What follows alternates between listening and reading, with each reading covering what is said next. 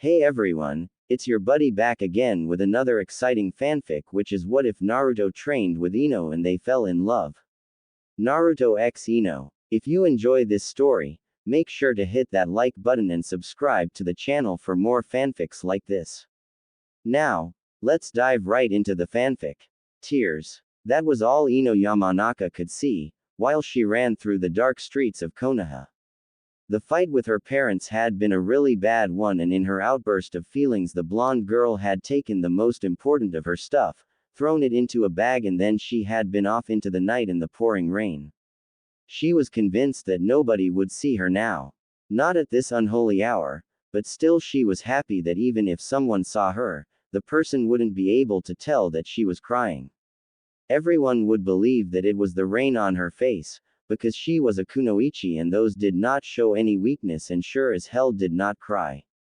Ino had no intention to stop running. All that was in her mind was to get away from her parents. She did not care about being drenched or the pain that started to grow throughout her whole body. Just run, Ino. Run as far as you can, she thought to herself, repeating it like a mantra every few seconds. The straps of her bag began to cut into her shoulder, after the rain had gone through the bag and all of its contents and multiplied the weight. Slowly a small voice in her head began to show itself, as if her mind was trying to gain the control over her raging emotions. But where are you going to run, huh? The small voice asked, getting louder every time Ino repeated her mantra. At some point the flower girl had to answer it.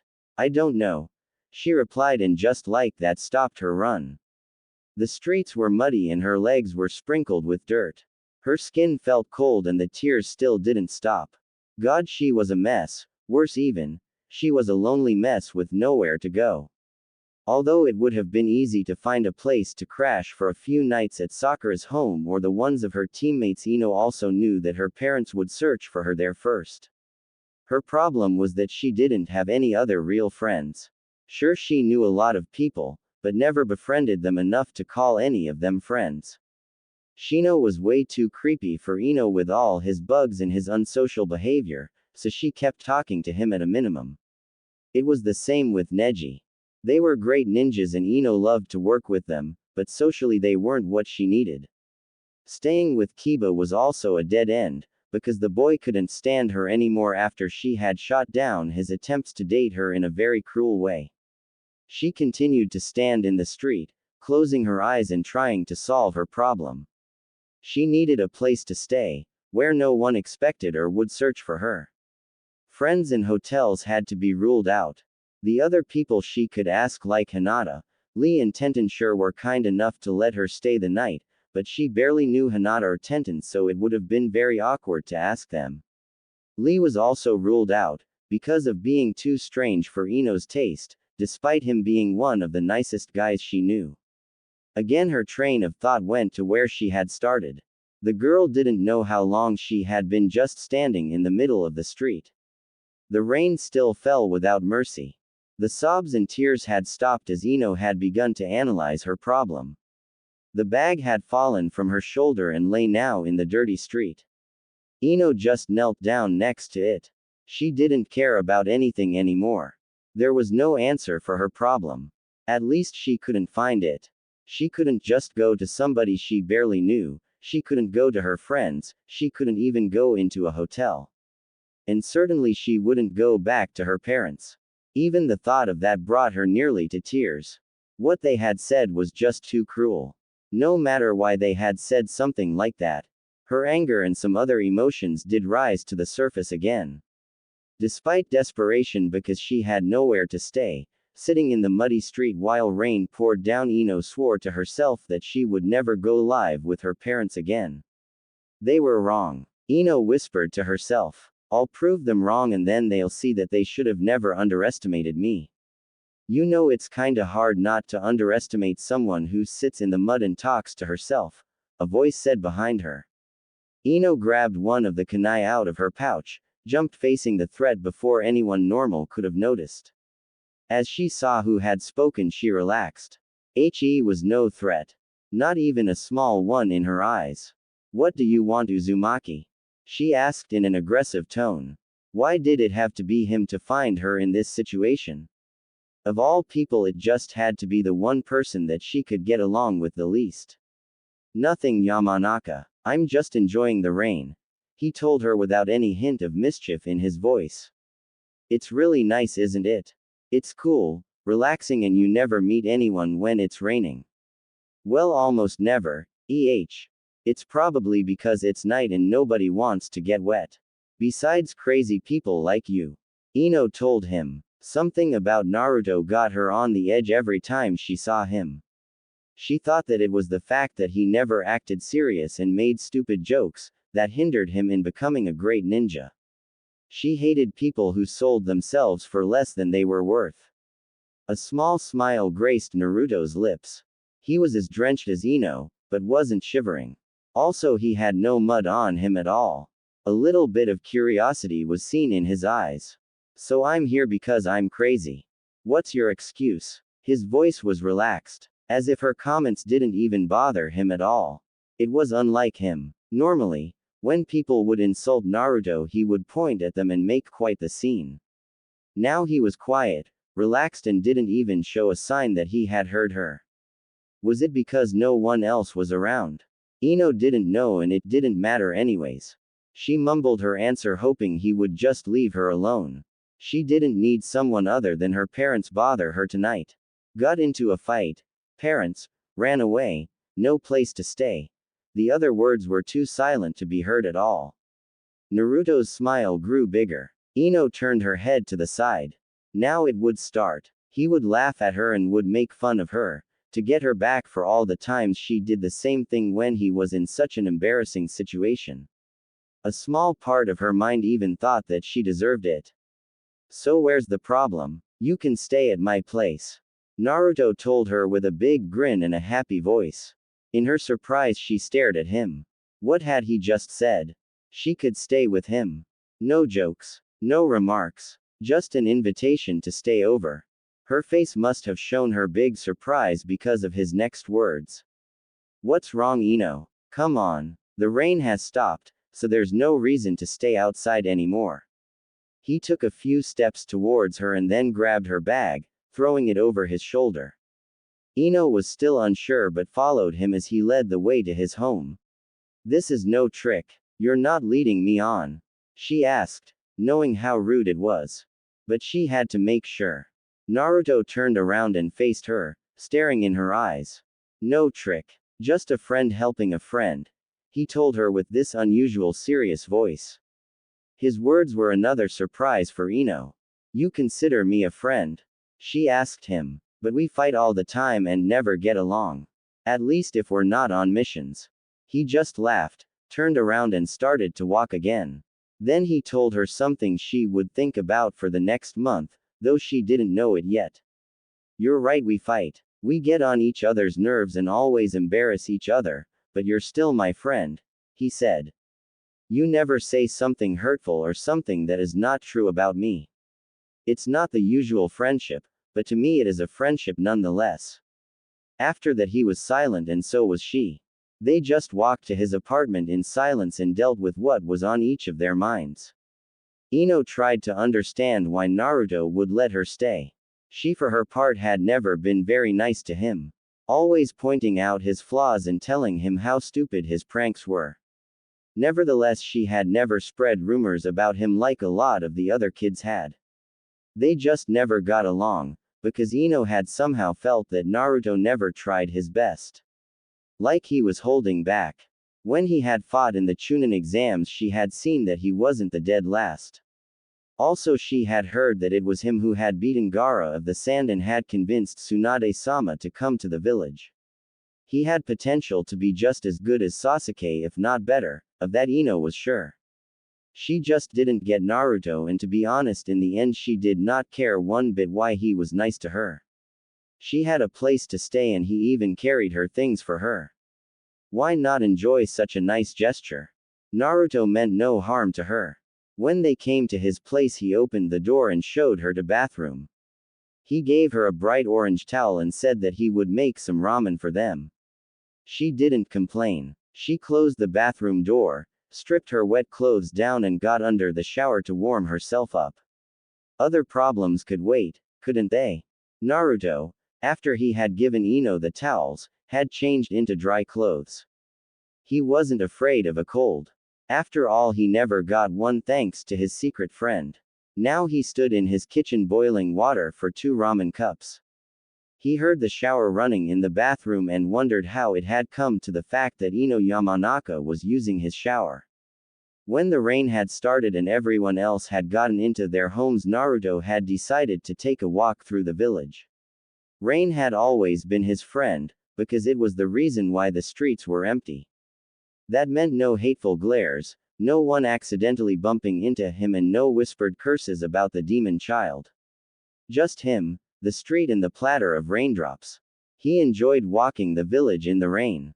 It was lonely, but loneliness was better than the silent boiling hate he always felt from the village. Well, not the whole village anymore.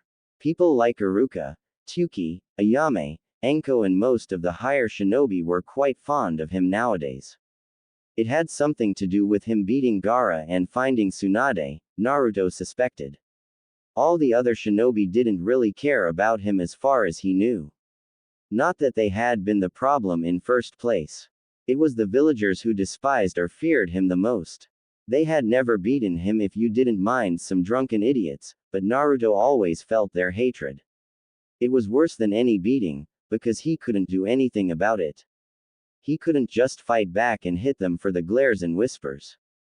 Not even for telling their kids to avoid him. He just had to endure everything they did. That was why he praised the rain and the peace it gave him. Loneliness was his friend sometimes, though he was never really alone. The damn fourth had made sure of that. With a scowl, he poured the boiling water in the cups. He nearly burned his hands again. That happened quite often these days. They were always shaking for some reason. Maybe suppressed anger was the reason, maybe the exhaustion from his training. He couldn't care less about it. What he did care about was why he had found Ino kneeling in the muddy road, legs all dirty, clothes drenched, eyes puffy red.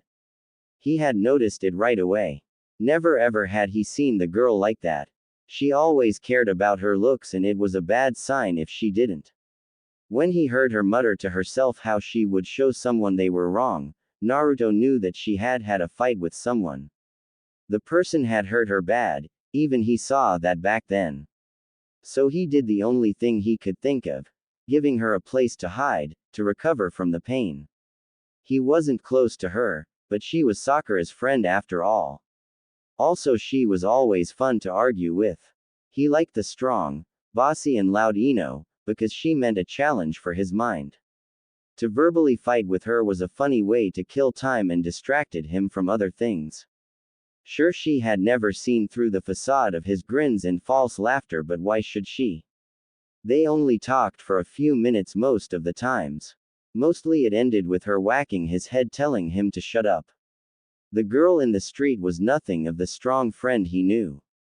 She was lost, hurt, and had nowhere to go. Only a glimpse of the determination of the normal Ino had been left in her. Naruto knew how she felt, because he had felt the same many times. What she needed was the help of a friend. The surprised look on her face had been a bonus for him. She had followed him to his house without another word, and Naruto was sure that she had been lost in her thoughts. Now he had one of the prettiest girls in his house, using his shower. He couldn't help the small blush on his face. The first girl to ever visit him. Well, besides Hinata, but the blue-haired girl was a special case after all. Furthermore, unlike Hinata, Ino would stay the night with him, or even a few nights. That made her staying here special. The sound of the shower stopped just as he set 2 bowls on the table. He preferred to eat from the bowls instead of the cup. It just made the whole experience of eating ramen nicer. When he heard the bathroom door open, he lifted his head in its direction. Ino had only opened it a little, so he couldn't see her but hear her voice. Naruto. He heard her ask, pretty shyly. Could you do me another favor? Sure, Ino, what do you need? He asked. She was his guest and Naruto would do everything to make her comfortable. Well, you see, Ino began. I don't have any dry clothes. All the things in my bag are wet. I know you don't have any clothes for girls, but could you lend me some of yours? The blush could be heard in her voice. Maybe there was also a bit of shame for being in this situation. Naruto's smile grew. If that was her only problem, it was easily fixed. Sure, wait for a moment, he told her. Then Naruto went into the bedroom, took some of the things out of his dresser and went to the bathroom. Now came the awkward part. Ino, I've got the things here. I'll close my eyes so you can get them from me, okay? His face was really hot. If Sakura had been in Ino's place, he was sure she would have beaten him into next week. For his luck, Ino was too exhausted from the events of the night to even care. Okay. Close your eyes, I will get the things, the blonde girl said. And thanks again for being so kind. Closing his eyes, he waited. The next thing he felt was the small breeze of hot air coming from within the bathroom and then someone tugging the clothes out of his hands. After that, he heard the bathroom door close. I'll be waiting in the kitchen for you, he said through the door. We can discuss the sleeping arrangement while we eat there if you want. Or we just eat and talk afterwards. It's up to you. Without waiting for an answer, he got back into the kitchen and sat down into one of the two chairs. There he waited for her.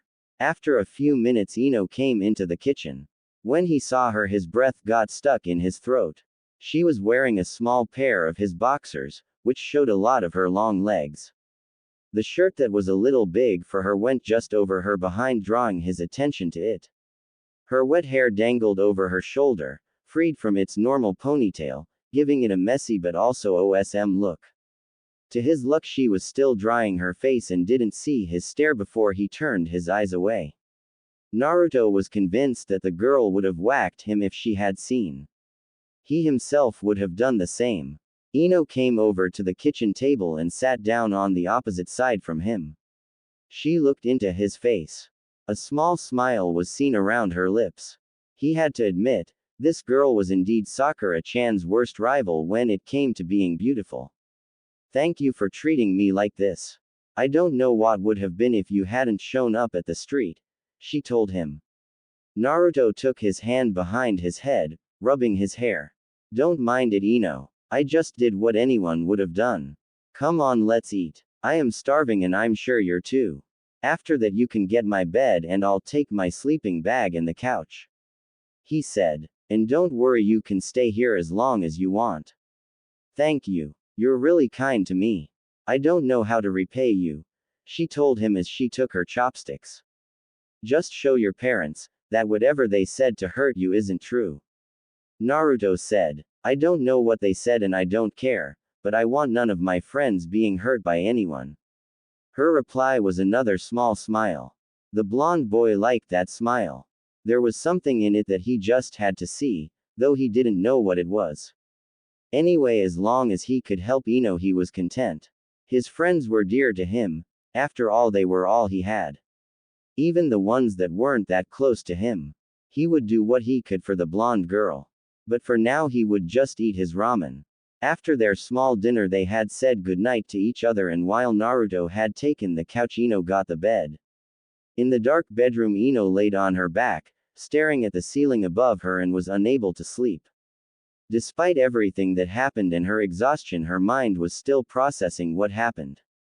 Naruto, the dead last, the loud idiot, a person she thought of as just annoying, had found her in the middle of the night in the street, given her a place to stay, and told her that he considered her a friend. Plus, he had encouraged her to prove her parents wrong.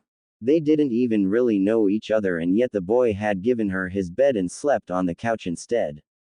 Worst of all, he had been serious all the time and not the goof she knew. And that was what was bothering at the moment. Sure, she had heard from Sakura forehead that Naruto seemed to have another personality when it came to fighting other ninja, but had never believed the girl. Naruto and serious that just couldn't fit. On top of her own experience, Ino had heard how it was Naruto who had beaten Gaara of the Sand, and there was a rumor about him being the one responsible for Lady Tsunade's return, which were both quite impressive feats. It bothered her a lot that she had not seen this side of Naruto. She was Yamanaka Ino after all, which meant that her ability to know people's personality at first sight was unmatched, except for the one of her parents. Was there really more to Naruto than she had seen? Well, right now it seemed like she couldn't find the answer to that special question, so Ino decided that it was time to sleep. Closing her eyes, she turned to her side and took a deep breath. The air in the room, the sheets, and even the clothes on her body, all had a different smell on them, she noticed. The room smelled like ramen, probably because of their dinner. The clothes smelled like they had been freshly washed and had a hint of vanilla on them. The sheets, however, had the most interesting smell. Here Ino could smell not only the vanilla scent but also that of a training field. The faint smell of grass and trees and something musky. Like Naruto had come home after training and just slept without changing clothes or showering. Seeing that it was Naruto she thought about, the blonde girl was sure that this was just the reason the sheets smelled like this.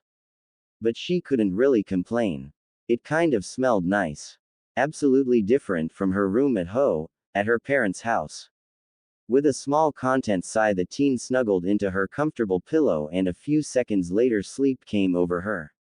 Sadly, it lasted only for a few hours. At 4 in the morning she woke up. The green glowing letters of Naruto's alarm clock gave a little light. What had her waking up at such an hour? Normally Ino was someone who loved to sleep in. Her answer came with the sound of a moan. It came from the living room, and therefore it had to be the blonde owner of this place. With a little yawn, Ino got out of bed and on her bare feet she sneaked through the room into the small hall of the apartment. She heard her fellow genin mumbling. What the hell is he doing? She thought. Curious now, she peeked her head through the small door and saw him sprawled over the couch in a way only Naruto could sleep. The small TV was still on and illuminated the room, but the sound was muted. Ino could see Naruto's eyes moving under his closed lids. The boy was dreaming and speaking in his sleep. Given the sounds that came from his direction, she was sure that the boy had a nightmare. He was panting heavy and thrashing around. Just as Ino decided to wake the poor boy, she heard something that shocked her to no end. Naruto was begging in his dreams, pure desperation, fear and hurt in his voice. Why? Please tell me. Why did you do it? Just a small whimper. In the dim light of the TV, Ino could watch how small droplets of water came out of closed lids. How was that even possible? No, please. I didn't do anything. Ino was in the room before she could think about what she was doing. She couldn't watch this anymore, and not waking him up would be nothing short of torture. But just as she reached the couch, the blonde girl heard the words that would change her view of Naruto completely. Mom, Dad, don't leave me alone with the fox. Please help me. Shocked, Ino grabbed the boy's shoulder and shook him awake. He jerked into a sitting position, grabbed a kunai that had been hidden somewhere and brought it to Ino's throat. Shivering, the blue-eyed female watched his face, an expression of a cornered animal. Then he took the kunai from her throat and relaxed. Sorry, bad dream, he said to her, staring at his hands. Did I wake you up? Was it guilt in his voice? Shame? Maybe both. She couldn't tell. Still in shock, Ino could just nod. It wasn't the kunai or the fact that she didn't know what to say, but these last words he had screamed in his dreams. So helpless, as if he had always been alone. Please don't tell anybody. The only person who knows about this dreams is Iruka-sensei. The blonde boy told her, embarrassment clearly visible on his face. I don't want anybody else to see me like this, weak. I am a ninja, not a stupid kid. Her ninja training jumped into function, and the shock and fear went away to let her think again. She realized the boy in front of her shivering like a leaf in the wind. He was afraid of her, because she had seen him like this and didn't know what she would do now. Ino was ashamed of herself. She had a little fight with her parents and had run away from home because of it. Even worse, she had almost given up an hour after she had been alone, while Naruto had been alone all his life. She had said so much bad things about him, because he never had been as good as others. Now she understood why. He never had anyone to help him. Always had so much to learn all by himself. Ino thought about what would have become of her if she would never have gotten any advice from her parents. She clowned even imagine it. Even Sasuke-kun had it better than Naruto. Not that he had it easy, but still he had a family to help him grow. And unlike Sasuke, who wallowed in his self-pity, Naruto was there for others, although in his very annoying way.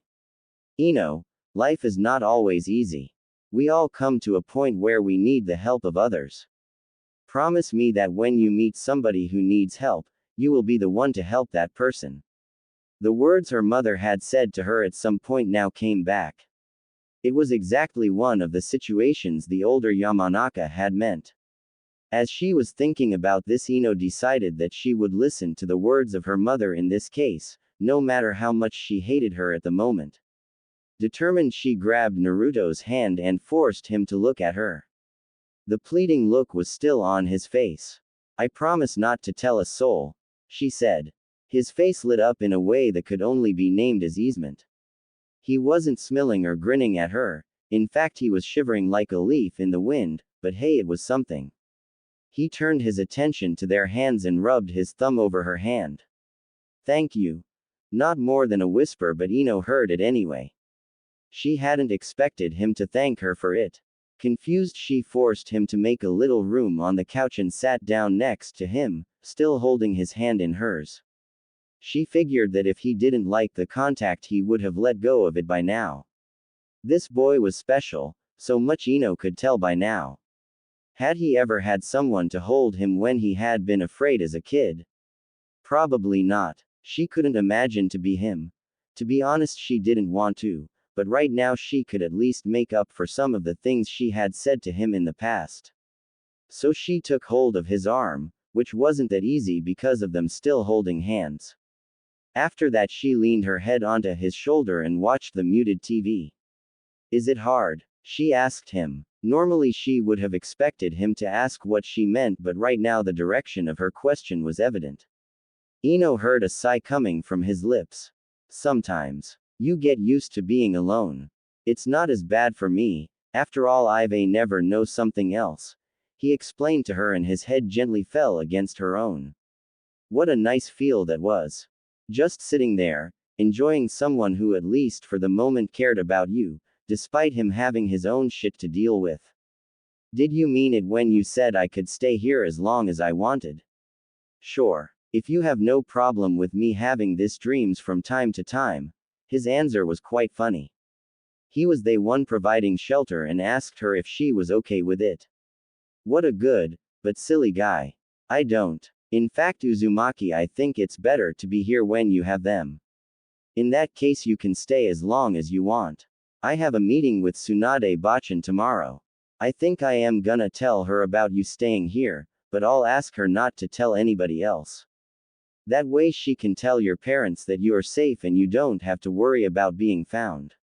After he had finished this sentence, Ino's head shot up only to collide with his in a painful manner. Ah shit. That hurt.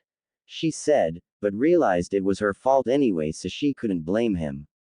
Are you sure she will do it? I mean, she is the Hokage and we're just genin. My dad is part of the council and all. Don't worry. She has a sweet spot for people with troubles. Naruto said. She's a gambling, drinking old hag with way too big, but she is a good person nonetheless. The blonde girl stared at her counterpart. Was it really okay for him to speak like that about the Hokage? Well, he had spent more time with the women than Ino had, so maybe he was right. Now it was her turn to thank him. Placing her head on his shoulder again, she whispered. Thank you, Uzumaki. His answer was a yawn and a slight snore. Ino suppressed the urge to hit him and instead giggled at this goofball of a boy. Suddenly she decided that if he would really manage to get her a safe place to hide from her parents, then she would make sure that he wasn't alone anymore. Who knew? Maybe Naruto could turn out to be an impressive ninja with a little help. He had shown the potential for it before. And he was a good guy at heart, although annoying. Plus she could prove her parents wrong. They had said she should stop being a ninja, because she wasn't cut to be one in their eyes. They even dared to go that far as to say she would drag her fellow ninja down. Now she sat next to someone who believed in her and said she should prove them wrong. Determined, she decided that from tomorrow on, Ino Yamanaka would start to train herself.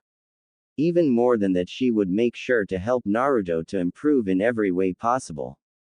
The boy had been there for her and had called her a friend. If there was one thing you could say about Ino other than being troublesome, as Shikamaru always said, it was the fact that they cared about her friends and wanted to bring out the best in them. She would form Naruto in the strong, smart ninja that could rival Sasuke anytime. After all, behind every strong man, there is an even stronger woman. As she sat next to the snoring boy, a plan began to form in her head, and if it would go as planned, both of them would profit in the end. Getting up in the morning was something Naruto always had a problem with. Not that he overslept, no, he always woke up before his alarm started, but leaving the sheets and starting the day was one of the most hated activities of his life. Today it was even harder for him. He didn't have to open his eyes to notice the first rays of sunshine coming through the window of his living room and landing on his face. He knew that he had fallen on the couch yesterday, so it wasn't too strange to be woken by the sun. What was strange was the fact that something tickled his face. Also, he had some kind of weight on him which held him on the couch. Also, he could smell green apple shampoo. His shampoo certainly didn't smell like green apple. Most of his cleaning stuff smelled like vanilla. Hinata had convinced him to try it not too long ago and had got him some of it. Naruto had to admit after using it, that it really smelled good. Not too strong, not too sweet, but just right. So why did it smell like green apple around him? There was only one way to find out, so slowly he opened his eyes only to be blinded by the bright sunlight. Slowly his eyes started to adjust themselves and he could see what that weight on him was and why it smelled like green apple shampoo around him. With him on the couch was Ino, her face buried in the crook of his neck, her now shoulder-length blonde hair straight over his face. Somehow she hadn't gone back to the bedroom after his nightmare had woken her last night. But while the bed had room for two people to stay without on top of each other, the couch hadn't too much space. That was why she lay on top of him. The whole situation slowly began to seep into his mind. He was on the couch. The blonde girl on top of him was his friend Ino. They had slept the night snuggled together. He had slept with Ino Yamanaka on top of him. In other words, Naruto Uzumaki was dead meat if she woke up now. That in mind, he did the most idiotic thing he could do right now. He jumped up, as far as it was possible, and brought the very much needed distance between them. His problem was that with her weight on him he just fell from the couch, hit his head on the floor with a loud thud. A second later he realized that a simple Kawarimi no Jutsu would have been enough to get out of the situation without trouble. Now it was too late. The noise and his movement only lead to the thing he wanted to avoid. Ino was awake. He mentally prepared for his death as she opened her blue eyes and focused on him on. As scared as Naruto was, it was interesting to witness the emotions playing on her face. He could see confusion, then a realization, and then anger. She sat up from her lying position and raised her hand to hit him. Naruto closed his eyes and waited for her fist to collide with his face, but all he felt was a fierce whack on the back of his head. Then he heard her annoyed voice. Uzumaki, do you have to be that loud? Really, I had such a nice dream and you have to wake me up. She muttered and let her head fall back on the pillow to sleep again. Naruto was confused to say the least. That was all. No screaming or beating the shit out of him. Not that he needed more, his head hurt enough, but he was used to harsher treatment for minor mistakes. Sakura had a very painful way to stop him from doing them again. He had to know. Ino, he asked cautious. She groaned. What is it, Uzumaki? I'm tired, so let me sleep or I hit you again, she mumbled. Waking me in the middle of the night, rude idiot. She turned around and tried to get in the sleeping bag. You're not going to kill me because we spent the night on the couch together. He couldn't believe it. Was he dreaming? Or did she already kill him and he was now in heaven? Well, there was no sea of ramen in front of him, so it was unlikely to be heaven. Before he could continue to wonder why he wasn't a bruised pulp on the floor, Ino answered his question. Why should I? It was Me who fell asleep on you, wasn't it? So it would have been my fault anyway if something happened, she asked. If there is something that is your damn fault, it is waking me up without having breakfast ready. Beside that, you did nothing wrong. Well, she was right. It had been her who fell asleep on him. No arguing with that, but Sakura would surely have. He never came to end his sentence. Ino cut him off with another groan and lifted herself up again to look at him. I am not Sakura, okay?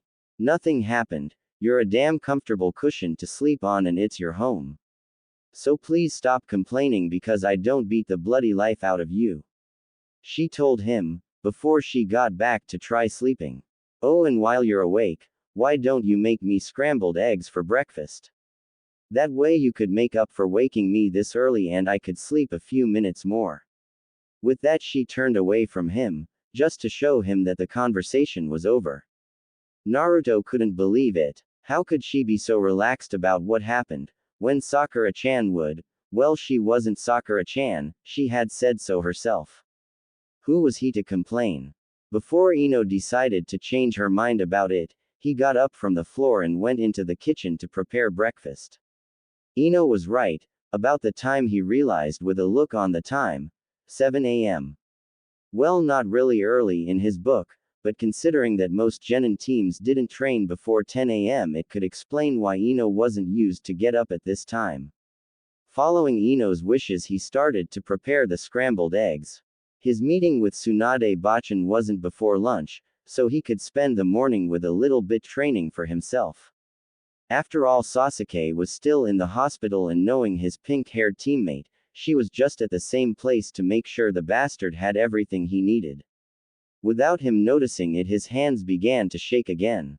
While he was in the kitchen, Naruto got lost in his thoughts. Absently made everything ready so his guest could eat as soon as she decided to get up.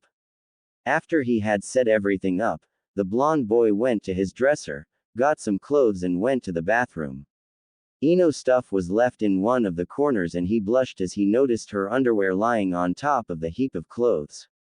Trying to ignore these things, he got under the shower and after becoming clean he dressed himself in his favorite orange cargo pants, a black shirt and a mesh shirt over it.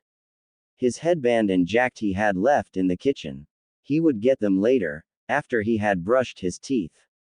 That day had just started crazy and the demon vessel was sure that this wasn't the end in the line of crazy things to happen. Living with someone was different from being just by himself, but in a good way. Scary at times, he knew that much, after just the first night, but it was nonetheless nice. Naruto wondered if there would be a lot more embarrassing things, like waking up this morning. He could think of a ton of accidents that could happen and embarrass him and Ino to no end. Just the thought of Ero Sennin finding out about Ino staying here. He had to shudder at that thought. That would be something he just had to avoid. Ino had already started eating when he came back in the kitchen. Her hair was messy, and she ate like she had no manner at all. Wolfing down the food he had prepared. Naruto ignored that. He wasn't the one who could complain about people lacking manners. His eyes returned to Ino's hair. It wasn't the long glory mane anymore. The fight with Sakura in the Chunin exams had made sure of that. It had grown a bit since then and went just a little over her shoulders now. Plus, it wasn't in the normal ponytail that Ino always wore. However, it looked really nice to see her hair down. It was so different from Sakura-chan's. Naruto liked it way better in this messy style.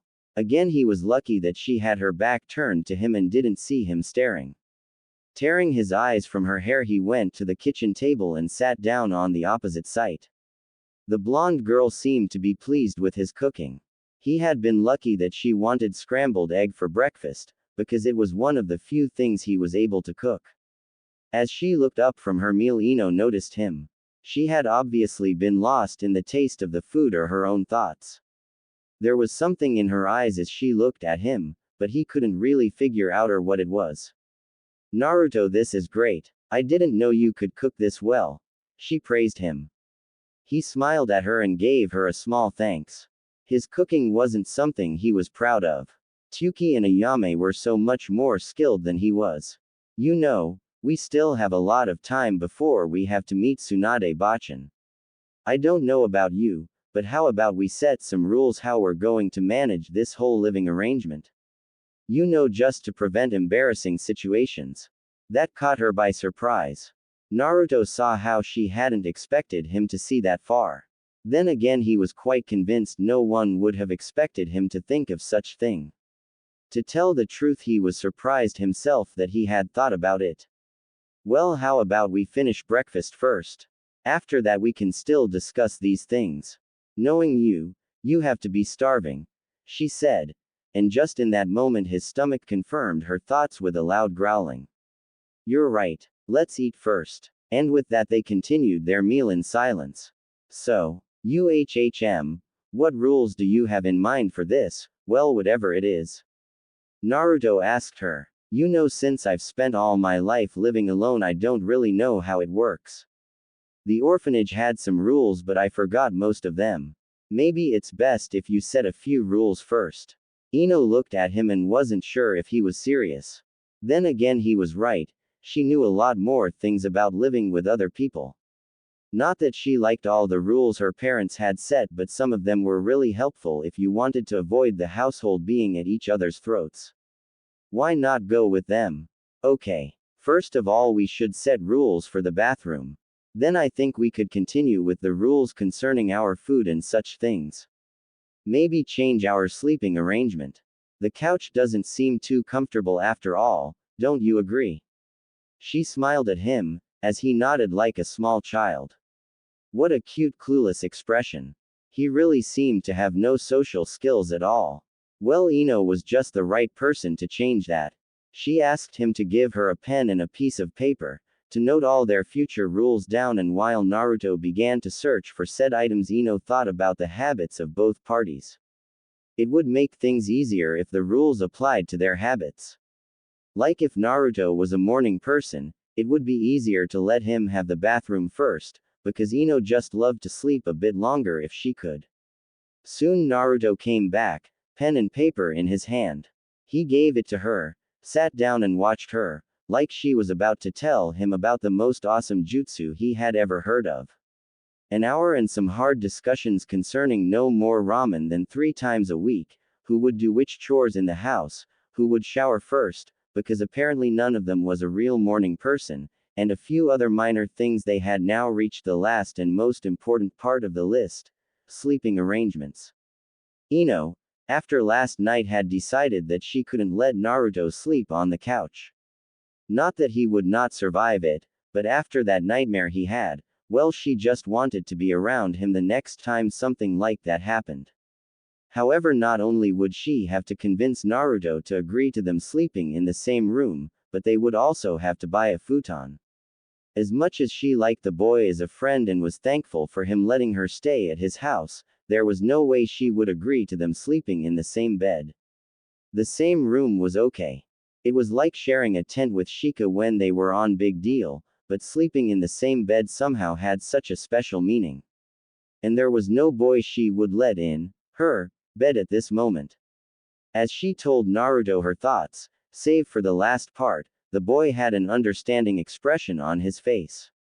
Not only that, but he had also learned in the last hour that there was no arguing with Ino if she had set her mind on something. Or at least Ino hoped he had learned that special trait of her character. It's okay, Ino. We'll get a futon. No big deal at all, he said.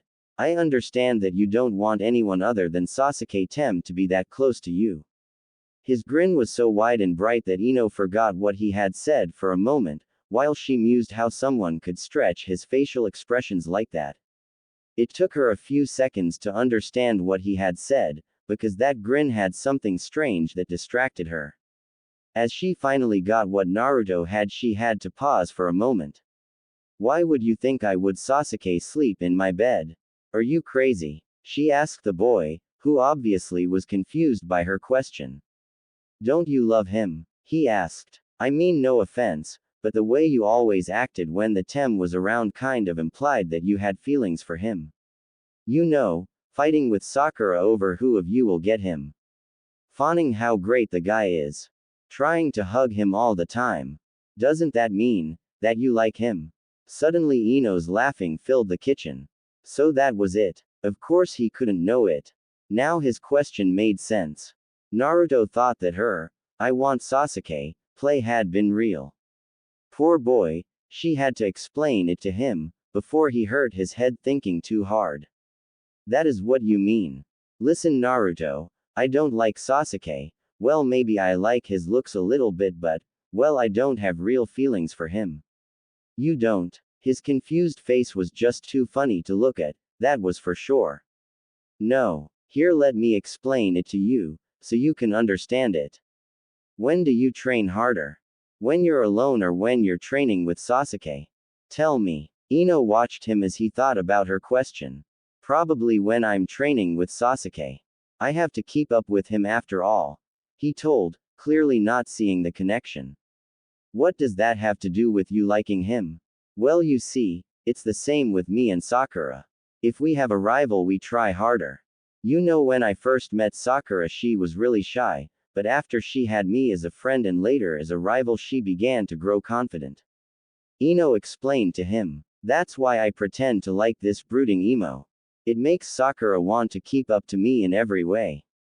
I know we aren't friends like when we were younger but she is still important to me. Plus it pisses Sasuke off whenever we fight over him. It's really funny. Ino's evil grin made Naruto laugh. Well now the boy knew that he wasn't the only one who wasn't too fond of Sasuke. Even if the black-haired boy really did look good. Well too bad he had the personality of an ice block. So you don't like the Tem? Was that ease in his voice? Anyway Ino shook her head to answer his question. Wow, that's funny. There are only 3 other girls I met so far, who didn't like Sasuke. Maybe there is still hope for us other guys. The mischief in his voice was nearly grabbable. Don't get ahead of yourself Whisker boy. Just because I don't like him, doesn't mean I like you or the other boys in that way, she told him. A girl like her would never settle for less than the best she could get. Ino huffed. Sorry, it's just nice to know that there are some pretty girls who don't like the kind of him. Naruto told her. So, back to the sleeping thing. We share a room, but I will have to sleep on the futon right? No problem with me. Shall we buy it now? Jisk Naruto, do you really think I'll go out like this? Ino pointed at the too large shirt and his boxer she was wearing right now. Let me at least dress myself. Well, I don't see the problem. You will get all the boys' attention if you go out like this. It's not always that they see such a beautiful girl in such clothes, is it? He mocked her. He didn't notice the faint blush on her cheeks from what he had called her, and what's worse is that she balled her fist a second later. Bad mistake. A minute later he had 2 large bruises on his head and a fuming Ino who went to the bathroom. She had told him that they would go shopping later, after she had washed her own clothes and put them in the dryer. Till then he should finish washing the plates from breakfast. As Naruto was about to complain, Ino told him to shut up and see it as a punishment for making fun of her. Half an hour later, as she had said, Ino emerged from the bathroom again and found her blonde roommate sleeping on the couch. She woke him up, grabbed one of her ceiling scrolls for the things they wanted to buy and told Naruto to get dressed. Watching him as he put on his jacket, she suddenly noticed something. Without his headband his hair looked much better. Walking over to him she took the headband from his hand and took the zipper of his jacket. A moment later she had opened the jacket. What are you doing, Ino? The boy asked, not understanding what the girl was up to. I'm giving you a few fashion tips. God knows you need them, she said and fixed his headband around his belt. That was something Ino was good at. Fashion and makeovers. Great ninjas had to look cool, and if she wanted Naruto to become one, she could start with his looks after all. Maybe she would even manage to get him to wear less of this orange horror he called clothes. Here, see.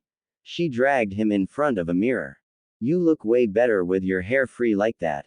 And with the open jacket you can now hide weapons in it and have easy access to them. Also it suits you way better. Really? The blonde demon vessel asked. Of course. Unlike you I have a sense of fashion. Ino told him with a grin. Now come on. We don't have all day, Whisker Boy.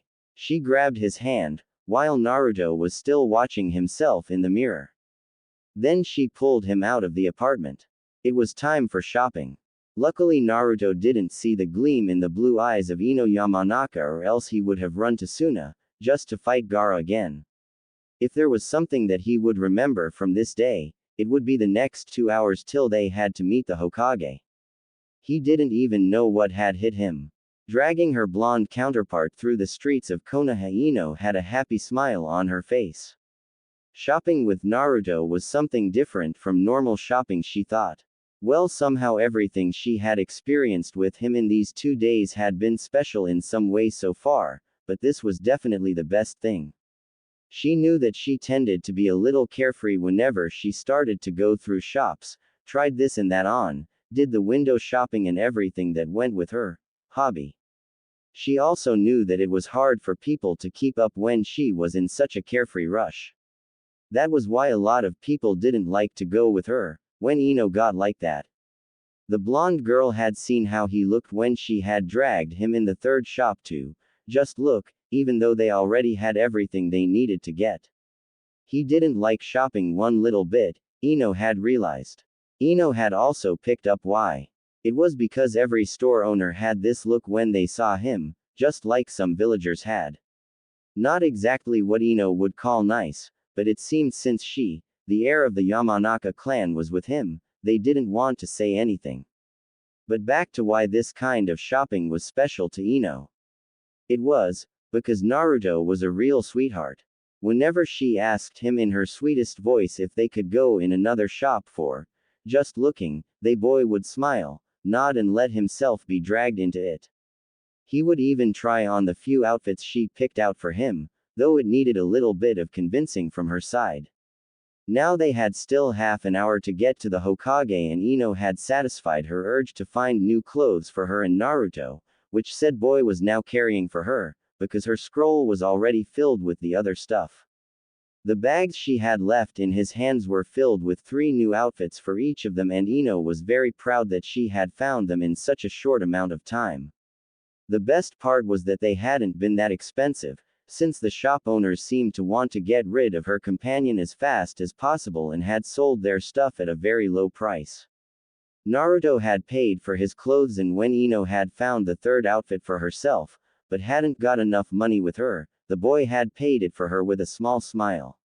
She didn't know why Naruto was this nice to her, and when she had asked him he had just said, "Because you spend your time with me." She had seen the small glint of pain in his eyes when he said that, but didn't press further and accepted it. Feeling a little exhausted from her 1.5-hour rush, she linked arms with Naruto and laid her head on his shoulder. Thank God he wasn't that much taller than her. This trip had been exactly what she had needed to get her mind off her parents. They had everything to start her plan and could begin with their training. All they had left to do was talking to Tsunade-sama, and Naruto had promised her that there would be no problem with that. When she saw the little ramen shop down the street, Ino decided that she would do something nice for Naruto too. Everybody knew of his love for ramen, and she had enough money for 2 bowls. Hey Whiskers, are you hungry? My treat, of course. The question wasn't needed. The boy could always eat, she had heard that from Sakura. Without waiting for an answer, she moved him into the shop and onto one of the chairs. Here, I've got enough for 2 bowls. You can have both, Ino told him with a smile. Really? Don't you want something to eat too?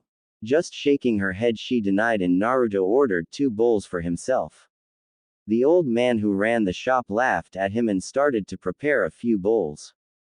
The 2 teens just sat there and didn't know what to talk about. The silence wasn't that uncomfortable. Somehow they both never liked to talk when they ate, so it wasn't that bad. After a few minutes, there were 5 steaming bowls of ramen before them. 4 for Naruto and 1 for Ino. Noticing it, she opened her mouth but was cut off by the old man. Don't worry. The extra bowls are on the house. It's our special Naruto and Friends discount. He laughed at Ino's surprised face. Dig in, you look hungry too. That was weird, but who was she to complain? As she started to eat, the blonde girl watched the owner and his daughter whisper to each other and throw a glance to her and Naruto from time to time. The girl seemed to have noticed that Ino had seen them and came to the counter. So you two, what are you up to when you have finished your meal? Ayame asked them. The brunette girl had a wicked smile and gave Ino a knowing look. Well, at least that was how Ino interpreted that look. Oh, we're going to visit Granny Tsunade because she wanted to see me. And Ino has to talk to her too, so we go together. Naruto explained between two bites. Remember Naruto, don't cause any problems. I heard she is very strong and has a short temper. The ramen girl said with a worried look. You will make sure he behaves, The question hit Ino without her being prepared and she could just nod. What relation had this girl with Naruto? Not that the blonde was jealous. No way, not of Naruto. Sure, she had known how it must have looked when she and Whiskers had strolled through the shops and she had seen some jealous stares in his direction from a few civilian boys, but they sure didn't think she and Naruto were together, did they? Before Ino could say any more, Naruto answered Ayame's question for her. Don't worry, Ayame Nichan. I won't cause trouble. You always assume the worst from me, he said, pouting. Ino had to giggle from his face. Naruto pouting. Talk about cute. Ayame seemed to pick up her thoughts. Well, at least I can be sure that Miss Yamanaka keeps an eye on you, Ino. The suggestiveness of Ayame's words weren't picked up by Naruto. Ino, however, choked on her food, which had the ramen girl laugh again. After their meal, Naruto and Ino went straight to the Hogake Tower, and after a few more minutes they stood in the office of Tsunade, who was doing her paperwork as they came through the door. The older blonde looked up and smiled at them, happy to see Naruto being on time. Ah, good you're here, and Ino too, that spares me time. Tsunade's eyes locked on the young girl. Ino knew the next words before her Hokage had even said them. Ino, I had a very interesting talk with your dad this morning. Would you want to discuss that now, or would you rather wait? I am sure Naruto here doesn't bother you. No, he doesn't. He let me stay with him last night, so it's just fair he gets to know why I had a fight with my parents. A small nod was all she got for an answer, before Tsunade took a small folder from her paperwork, opened it and then focused on Ino again. Very well then. Today your dad came here and asked me to revoke your status as a ninja, as he doesn't think that you are fit for it. Also, he said you ran away from home. Is that right? Ino ignored Naruto's gasp and stood there as if what had been said didn't faze her. He said the truth. I ran away and spent the night at Naruto's place since he found me crying in the street, she answered, ignoring Tsunade's raised brow. My dad is also right that I don't fit the expectations for being a ninja. At least not at this moment. She had to be honest here. There was no sense in lying or saying her dad was wrong. She had made the mistake and took being a ninja not as seriously as she should have. Now she would make up for it. Ino wasn't good at confessing that she was wrong, but if Naruto could be that nice to her despite her harsh words in the past, then she could take the bitter pill and stand up for her wrongs. Is that all you have to say? The Hokage seemed curious about hearing Ino's side as well. Ino took a glance at Naruto, who had a shocked face. Gathering what courage she found in her body, the blonde girl thought what words were the right ones. Bachin, you can't sari. Naruto began but was cut off. Shut up, Naruto. I asked Yamanaka Ino and not Uzumaki Naruto. So as long as you don't change your name and gender, be silent and wait for your turn to speak. Shouted the Hokage. Now Yamanaka, my time is short. Give me an answer. He closed his mouth. This was serious, he noticed, because the Hokage hadn't thrown him out of the window by now. He waited for Ino's answer and begged to Kami that she would say the right things. It's not all I have to say, Hokage-sama. Yes, my dad is right. I am no good ninja, but I want to improve. I've made the mistake of taking things too lightly and I want to make up for it. With your permission, I would like to undergo special training to be able to help my fellow ninjas. Well, now she had said it. There was nothing else to do, but to wait for an answer. The big smile on Tsunade's face made her relax a bit. Well, you're one lucky girl. I called Naruto here, to tell him about a special training he is about to go through in the next 4 months. If you want, you can join him. Really? Ino's voice had her happy tone again. Her eyes were sparkling with joy about getting a second chance in being a good ninja. Yes. Now to that training, which now concerns both of you. Tsunade began. She took out another folder and a scroll. Since your marks in the academy were the worst, Naruto and Ino doesn't seem to fit the expectation of being a ninja, both of you won't take any missions till I say otherwise. I can't have bad ninja in a time like we're now in. You are from now on considered academy students. In the next time, both of you will have a refreshment of your basic ninja skills. That means both practical and theoretical. Therefore, you will be taken from your teams and trained by special teachers. The remains of your teams will be put together. In other words, Choji takes Naruto's place in Team 7 since Shikamaru is already a Chunin. When the two of you have finished this refreshment, you will get 2 other teachers who will teach you higher rank skills that are chosen by me and your teachers. These skills will fit to each of you in a special way, since I do believe both of you are very promising in some special fields and we can't let such talent go to waste, can we? Ino looked over to Naruto, who just stood there and had a shocked look on his face. Ino could see that he didn't take not being a genin anymore lightly. You can't be serious, old hag. You can't take our headbands. We both passed the test. We were accepted in the damn Chunin exams. What does the pervert say to this? Our Kakashi-sensei. His rage was clear in his voice. He was about to argue a lot more, but Tsunade spent the next 5 minutes explaining to him in every detail where he lacked skills and showing how he had to undergo special training now that they were at war with Orochimaru. She tried to be nice and to calm him down, but he still had a sour look as Tsunade continued.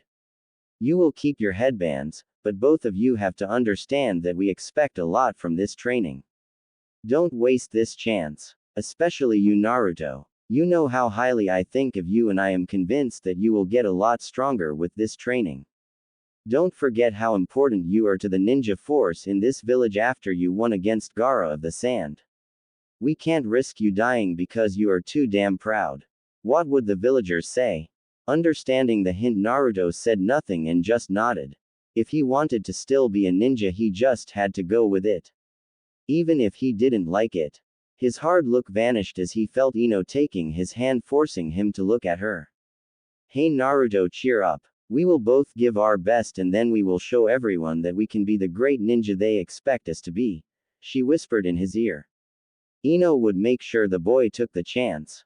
And with these special skills, you can't bet that you will kick Sasuke's as and impress Sakura.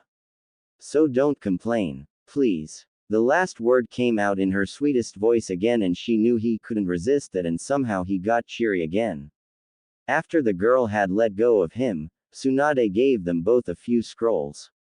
In these scrolls are all the books you need. They also contain some things that are important for you to know but aren't taught at the academy. Tsunade explained. The teacher will come to your apartment tomorrow, Naruto. I am convinced Ino wants to stay with you since it will make learning together easier. Your teammates will also be informed. Please, both of you, give your best and don't make me regret giving you this chance. Dismissed. We won't. Both blondes answered and then turned to leave the office, since this talk was now over. As Naruto went out of the door, Tsunade called for Ino again. Obviously she still had to say something. Naruto said he would wait outside for Ino. What else is there to know, Tsunade-sama? She didn't know what to expect. The older blonde, however, looked her straight in the eyes. You and Naruto are pretty close, she said. You also seem to have a positive effect on him. That's good, but make sure you don't abuse his friendship, Ino. I would never. How could the Hokage say something like this?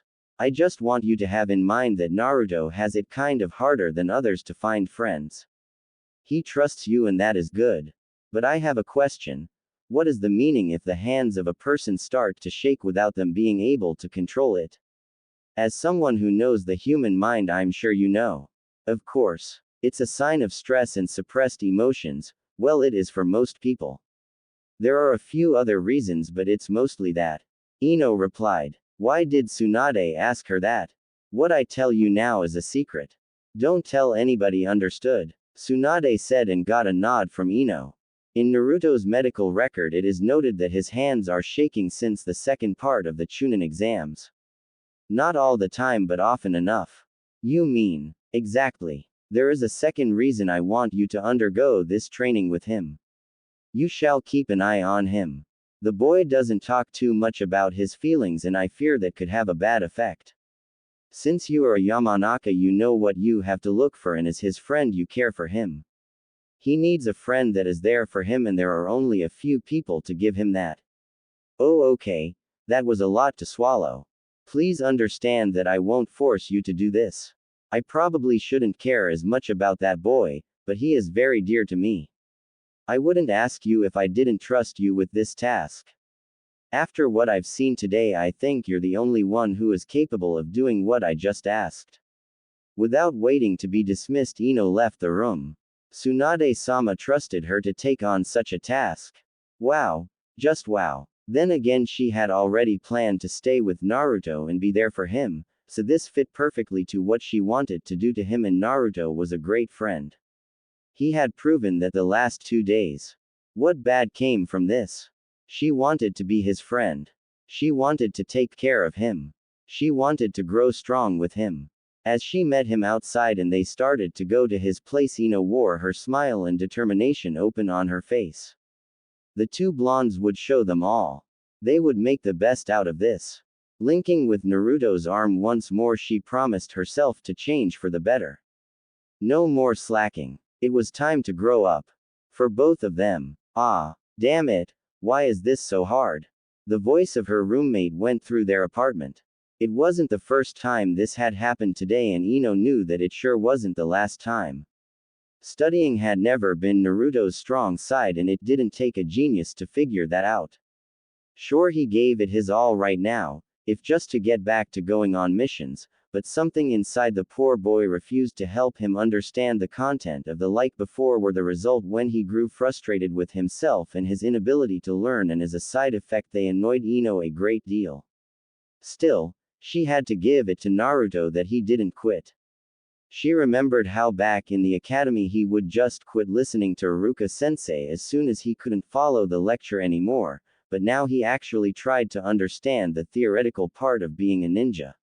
When the Hokage had first told them that they both had to work on their lacking abilities as hard as they could, she hadn't been joking. It was hard to keep up with the drill each of them had to endure. While Naruto didn't have a problem with normal training and learning jutsu, he still had to make up for what he had missed out in the academy. Meaning he had to study like there was no tomorrow. Which he surprisingly did. He had even decided that he would not only study at home but also went to the classes when Iruka-sensei was teaching the academy students. Ino couldn't imagine how embarrassing that had to be for her friend. Also, he would study even though today was one of their few days off. He was really taking this chance as seriously as possible. Luckily, when Iruka had first come to teach him in private, the Chunin had told Naruto a little secret about shadow clones and their abilities. Ino had been surprised when Naruto had told her about how everything the clone learned came back to the original as soon as the clone vanished. This little fact had been a great help to the boy's task of catching up on his theoretical skills. However, it didn't mean that it made everything a piece of cake for him. Studying was still hard for Naruto, and that meant he would complain all the time about how he didn't get the stuff, which got on Ino's nerves. More so since she had just lain down on the couch to relax a bit while watching TV. Couldn't he just shut up and take a break this one time? Just for the sake of her sanity. It wasn't often that she had had the chance to relax in this last month, since Asuma was training her in taijutsu and ninjutsu every day now that his team was disbanded. While this was paying off and her skills had improved just as much as Naruto's had, she still needed a break from time to time. So why did the boy have to study when she just wanted to do nothing but enjoy a lazy day? Getting stronger was important. Ino had realized that after 1 month of training, but there was more to life than just being a ninja. Sometimes you had to enjoy life. Sighing, she decided that it was time for her to help her whisker boy or force him to take a break, or else she would never come to enjoy her free day. She got up from the couch and went into the kitchen where Naruto was reading a big textbook. He sat there in his orange pants and black shirt, resting his head in his hands. The boy was that concentrated he didn't notice Ino approaching him from behind, till she sneaked her arms around his shoulders and rested her chin on them with a smirk.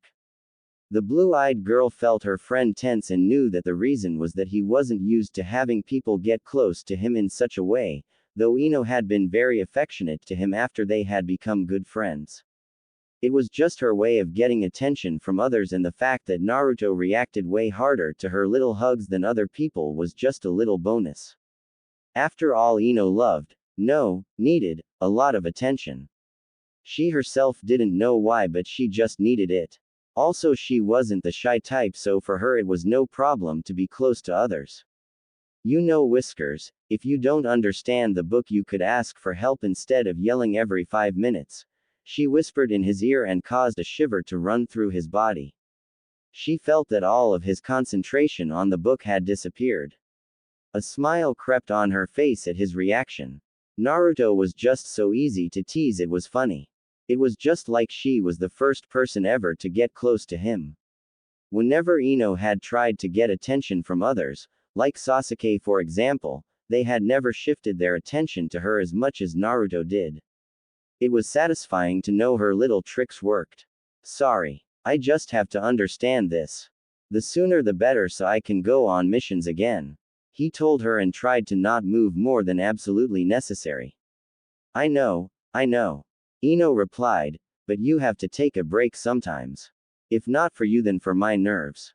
She hadn't changed her position because she knew how it gave her at least a little bit of control about the boy in front of her. Also, she liked to torture him a little bit. Naruto was clearly uncomfortable with her being so close. Only this chapter. Iruka-sensei said that this is one of the last books I have to read before I can take the theoretical academy test again. There was a pleading tone in his voice. Another sigh escaped the blonde girl as she let go of Naruto, took a chair and sat down next to him. It would be too much trouble to force him to take a break now. So if he wanted to learn so bad, why not help him? Okay, I'll help you or I'll never get my peace, she told him with a smile. So where's the problem? With that said, Naruto began to explain to her how he wasn't getting some of the more complicated words that were important. They sat on the chapter for more than an hour before Naruto finally got all of it, but Ino couldn't really say that she didn't enjoy helping him. It was nice to be able to help someone, and Naruto was giving her his best. Not once did he complain or lose concentration. Sometimes he would compliment her on how she could understand everything so fast. It was really flattering to have someone who praised you in that way. As soon as the book had been closed, the Yamanaka made her way to the living room again and took Naruto with her. She really needed to relax now that she had the chance. They both settled down on the couch, but just as Ino had found something she wanted to watch, there was a knock on Naruto's door. That did it. She was never getting her peace now, and her own frustration escaped her in a stream of loud curses. Whoever this was, the person was about to experience a very painful death as soon as Ino got up. Sadly, her own training with Asuma yesterday had taken its toll, and it was just too hard to leave her comfortable position on the couch. Still cursing under her breath, she decided to just kill the person as soon as whoever it was came into her reach on the couch. Meanwhile, Naruto had gotten to the door and opened it to find the two persons he had expected the least. There stood his old teammates, the ones who he hadn't spoken to since Ino's and his training had started a month ago. Neither of them had ever visited him before, and he would have never thought that they would ever come knocking on his door. After all, outside of missions, Team 7 had never been very close. What are you two doing here? He asked them, very confused. We're here to visit you. It's really obvious, Dobi. Sasuke said, his tone annoyed as always. Yeah, and we wanted to know why you weren't on the team anymore and why Choji took your place. Kakashi doesn't want to tell us. Sakura added. It's been a month since Choji took my place and now you decided to ask. Naruto's question had exactly the same small hint of anger his face showed. They had to really care if it took them a month to visit him for answers. We didn't really have time for visits. First I wasn't allowed to leave the hospital and then when I got out Kakashi tells us you had to leave the team and that we had to go on a long-term mission. It turns out that finding a stupid thief in the mountains can take a lot of time if he is a ninja. Sasuke explained in a flat voice. Can we please come in, Naruto? Sakura asked. We will explain everything to you and then you can tell us what made you leave the team if you want. When Sakura had finished, Naruto just nodded and let them in. The way Sasuke had reminded him how he could not go on missions had stung. It wasn't their fault, so why make a fuss about it now? They had come after all. He led his teammates into his living room where Ino lay on the couch. As soon as Ino and Sakura saw each other, Naruto could feel the tension in the air. Sasuke seemed just a little bit surprised to see Ino in Naruto's home, the blonde boy noticed. Or maybe he just didn't care. Before Naruto could say anything, both girls asked or better screamed the question that stood open in the room. What are you doing in Naruto's home? Oh boy, there would be a lot of explaining to do.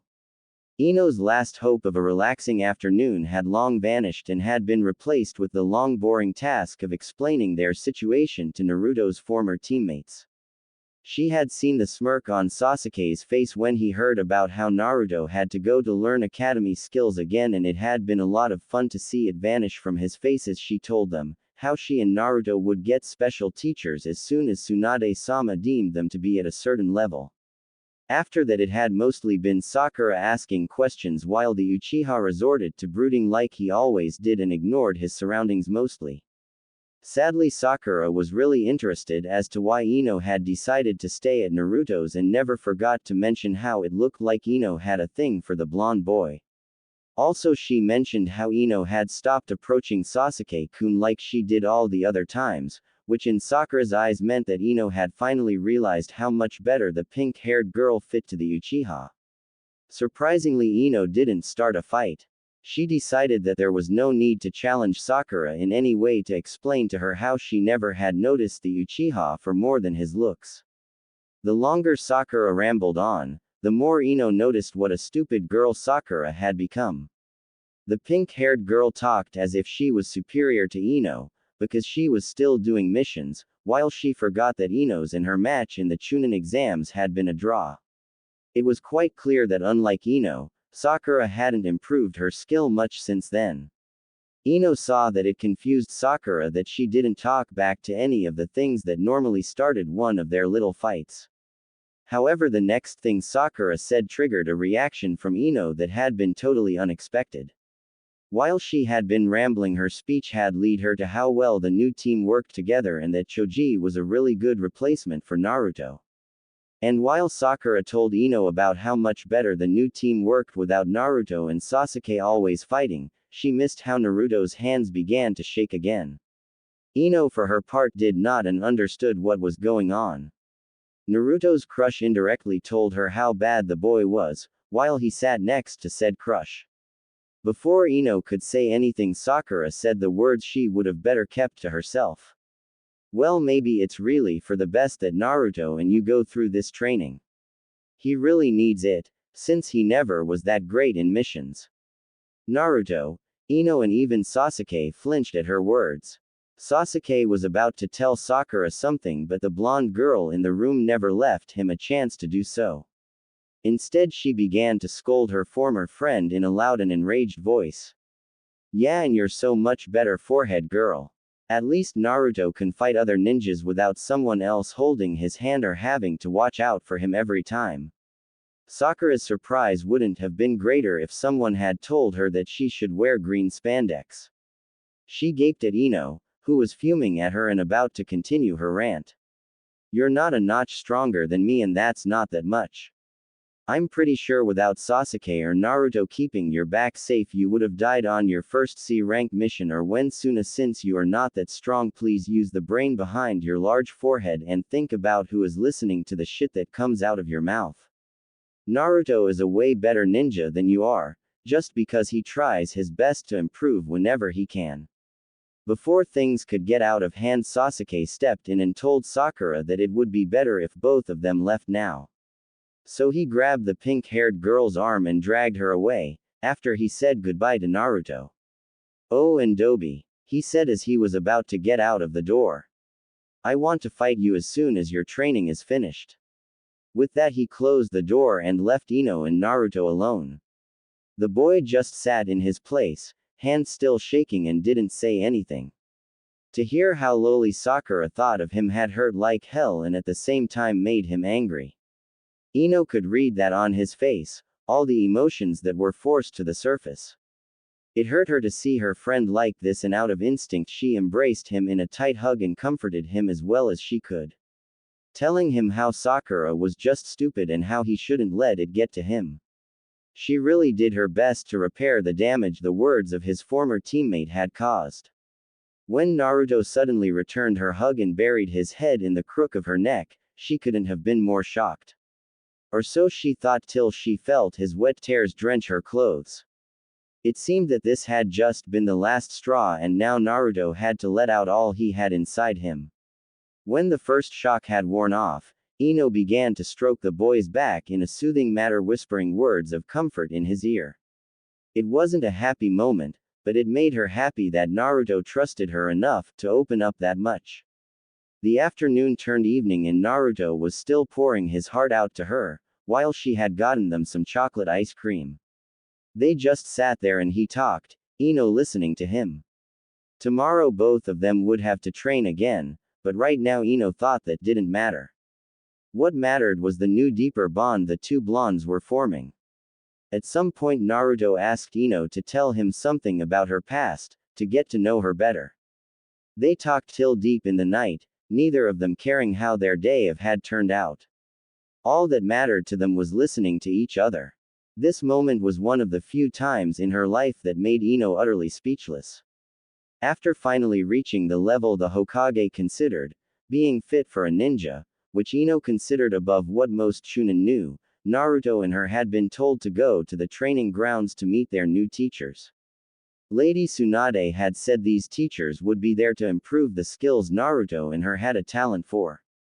In other words, Ino would learn more about gathering information, medical jutsu and interrogation, while Naruto apparently would learn something about natural chakra and sealing. What caused her loss of words, now that she stood in front of the ones that would be teaching them from now on, was how utterly unfairly she was being treated. Naruto would be taught by no other than Asuma Sensei and the legendary Sannin Jiraiya. Asuma said something about Naruto's affinity for wind chakra, and the Sannin, who was a pervert by the way, was acting around Naruto like some kind of uncle or grandfather. Not that Ino cared about that. Naruto needed and deserved the best teachers he could get if you asked her, and at least Asuma was a very good teacher for sure. The unfair thing about it was who would be teaching her. Next to Naruto's new senseis stood two women. One of them was Tsunade-sama's assistant Shizune.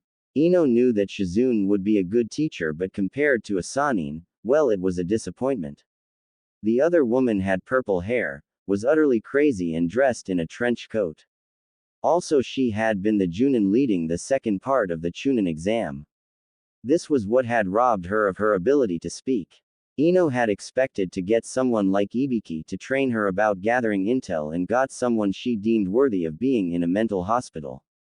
Being half aware of the fact that Naruto and his teachers had left to train somewhere else, she noticed that her teachers had sat down on the ground and the crazy snake lady, Naruto's words not hers, was motioning Ino to sit down next to her. Deciding that there was no use in making a scene, Ino chose to learn as much as possible from her teachers. Maybe if she proved herself good enough she could get Tsunade and Ibiki to train her at some point. So she sat down and faced the older women. Shizune smiled friendly and the purple-haired female gave her a shining grin, not unlike Naruto's. Now Missy, are you excited about your new teachers? My name is Anko. Bet you're happy to have me and Shizune over there teach you. Anko said to her in a happy voice. She seemed to be really excited to have someone learning from her. IUHHM. Ino tried to answer but was cut short by Shizune. Don't worry. We know you are disappointed. Anko is just playing with you. I'm sorry. The blonde girl said. Way to go. She had just managed to insult her teachers. Don't be. We understand you, Ino. Neither of us is a Sanin, while Naruto gets Jiraiya to teach him sealing. You will see that we're still pretty good teachers though. I have been taught by Tsunade-sama and Anko is one of the most feared interrogators in Konoha. Shizune explained. She is right, brat. It takes a lot more than a little disappointment to insult us. Anko said and gave her some hard pats on the back.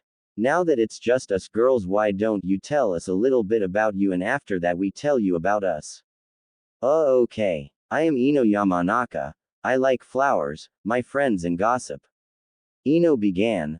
I dislike people who don't stay true to their friends and the ones who don't try to use their talents.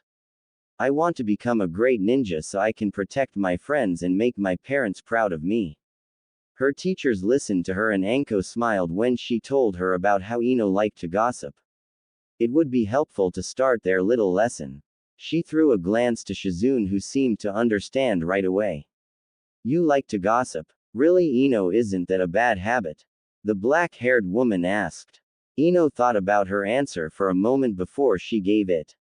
It depends. If you tell everybody secrets and start rumors or believe in everything that people tell you, it's a bad thing. It's not nice and nobody will trust you after a while. At the same time, it's a great way to get information, though you have to know what is the truth and what isn't. There are a lot of stories that can't be true. Still, I think that gossip isn't bad. Shizune gave her a nod and the bright grin on Anko's face told Ino that her answer had been the right one. Very good, Missy. Hokage-sama was right, you have the spirit. Anko said to her. Also, you already know that you can't trust all information you get. That is the hardest part for most of us interrogators. So besides gossip, which mostly can only show you in which direction you have to search for information, by the way, how many other ways of getting important information do you know? With jutsu like that of my family. Or through torture maybe. The blonde girl replied. Anko shook her head in amusement. Her eyes met Ino's and they had a serious expression. You're right. These are ways to get information. Both of them are very extreme though. There is a method that is a lot easier and stealthy, she said. What is it? I've never heard of it. That made both Anko and Shizune laugh out. Ino gave them a confused look and pouted. What? It's true. Oh, sure you have. You are doing it nearly all the time. Shizune smiled. She is right, Missy, though you aren't really aware of it. Anko said with a snicker and began to explain. What I was talking about is the easiest of all ways to get information. Talking with somebody. But, let me finish explaining, okay? Then you'll get all your open questions answered afterwards. First of all, talking or language has one simple purpose, to give someone else information. Be it about your lunch, your mood, a secret jutsu or anything else. You talk all the time. Not just with your mouth, but also with your body. You are interpreting information others give you by watching them. Their body language, their facial expression or the tone of their voice give you information about how to react around them. Most people don't realize how much they tell others all the time. Now that is where it gets interesting. While it's easy to lie with words, it's harder to lie with your body or your voice, because you aren't aware or have no control over a few reactions. If you're good as an interrogator, you don't need to use torture, at least not physical torture. It's enough to simply talk to your enemy and see how they react. A few questions here, a little threat there, and then when you get a reaction that's suspicious, you dig a little till you find something that's useful. It's really effective because nobody expects an interrogator to just have a nice talk with you. Also, a lot of people are nervous and let things slip without realizing it. Anko explained. What about when I don't have the subject as a hostage or prisoner? Ino asked as soon as she caught on to what she was told. That depends. If the subject knows you're the enemy, then talking won't help till you have your target secure in a place for interrogation. If the subject doesn't know what you're after, then a simple talk can change everything. A few innocent questions, a little smile, and all you have to do is to separate the useful things from the junk. If you use this technique and have a lot of training, you can read people like a book. It takes a lot of training, but in the end there is a lot to gain from it. The best bit is you can train that skill all the time with the people around you. Most won't notice, and if they do, all they will suspect is that you're noisy. So you will teach me how to read people and how to torture them if they don't want to be read. Ino asked the purple-haired female. Exactly. That and a few other secrets every kunoichi should know.